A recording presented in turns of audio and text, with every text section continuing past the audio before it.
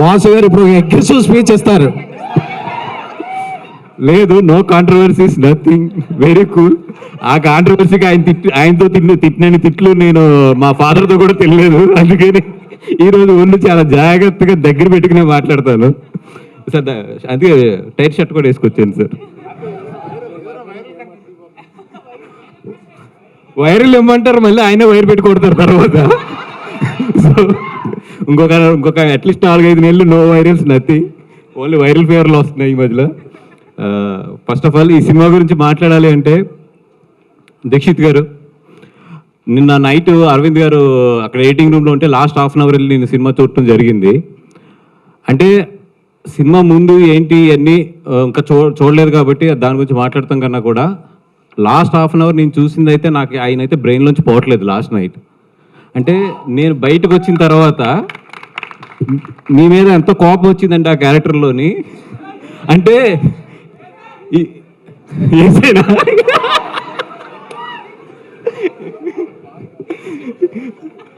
అంటే దాంట్లో 2 మీనింగ్లు వస్తాయి. ఏ మీనింగ్ కరెక్ట్గా చెప్పండి అది.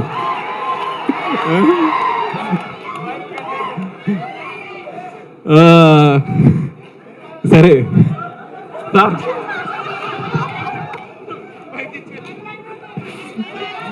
ఓకే, పక్కన పెట్టండి.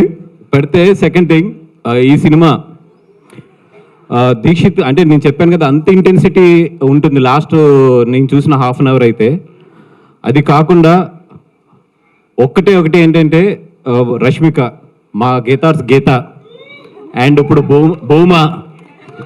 అంటే రష్మిక అనే కన్నా కూడా ఇండియన్ రష్మిక అంటాం కరెక్ట్ ఏమో, అదే కరెక్టా? Yes boss. అండ్ నాకైతే మొత్తం లాస్ట్ హాఫ్ అన్ అవర్ నేను చూసింది అయితే మాత్రం నిన్న నైట్ నుంచి కూడా నా బ్రెయిన్ నుంచి అయితే పోవట్లేదు, అంత ఇంటెన్సిటీ ఉంది. ఒకటే నేను క్లియర్గా చెప్పగలను, థియేటర్లో కూర్చున్న 50% to 60% ఆఫ్ అమ్మాయిల కథ ఇది. ఎందుకంటే చాలామంది అమ్మాయిలు ఎస్పెషల్లీ ఇంట్రోవర్ట్స్ ఎవరైతే ఉంటారో వాళ్ళందరికీ కూడా ఈ సినిమా చాలా బాగా కనెక్ట్ అవుతుంది.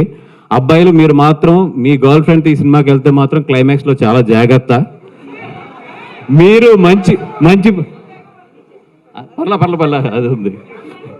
మీరు సినిమా అయిపోయిన తర్వాత లేచేటప్పుడు మాత్రం చాలా జాగ్రత్త. ఎందుకంటే మిమ్మల్ని ఆ అమ్మాయి హక్ చేసుకుందంటే మీరు చాలా మంచి బాయ్ ఫ్రెండ్. మిమ్మల్ని ఏమీ మాట్లాడకుండా సైలెంట్గా ఫాలో అవుతుందంటే మాత్రం మీరు డబుల్ చెక్ చేసుకోండి. ఏ రియాక్షన్ లేదంటే మీరు కారు ఎక్కిన తర్వాత లేకపోతే ఇంటికి వెళ్ళిన తర్వాత మాత్రం మీ చెంపలు మాత్రం జాగ్రత్త.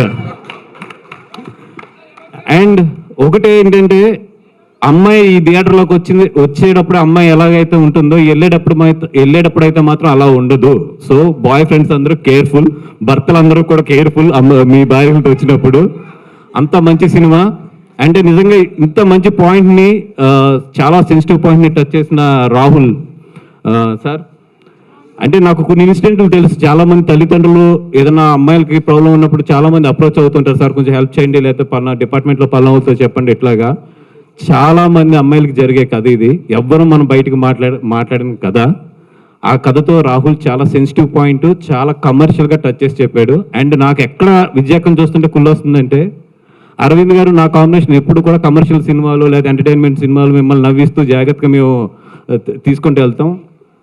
తన థర్డ్ సినిమా టెక్నికల్గా ఎంత మంచి కథ అంటే, ఎంత సెన్సిబుల్ కథ అంటే అంత మంచి సెన్సిబుల్ కథ. నేను తీసుకెళ్తే మాత్రం అరవింద్ గారు ప్రొడ్యూస్ చేయరు, కానీ అమ్మాయి తీసుకెళ్తే మాత్రం ప్రొడ్యూస్ చేస్తారు.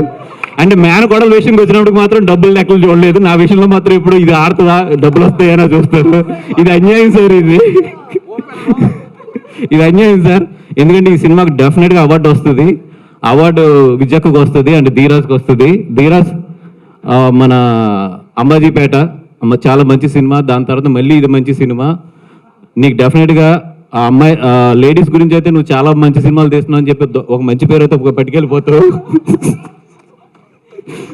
మంచి పేరు అయితే పట్టుకెళ్ళిపోతావు. అండ్ అరవింద్ గారు సార్, ఆడ ఎలాగా mic star sir, SKN mic star, ఆడ ఎలాగా మైకులు పగలు కొట్టేస్తాడు, స్పీకర్లు పగిలిపోతాయి, ఓపెన్లు పగిలిపోతాయి, అన్నీ జరుగుతాయి. Thank you so much. SKN మాట్లాడాలన్నారంటే రే నీళ్ళు ఎంత తక్కువైంది వెనక్రమని చెప్పి ఆయన క్లారిటీగా చెప్పారు. Thank you so much bye.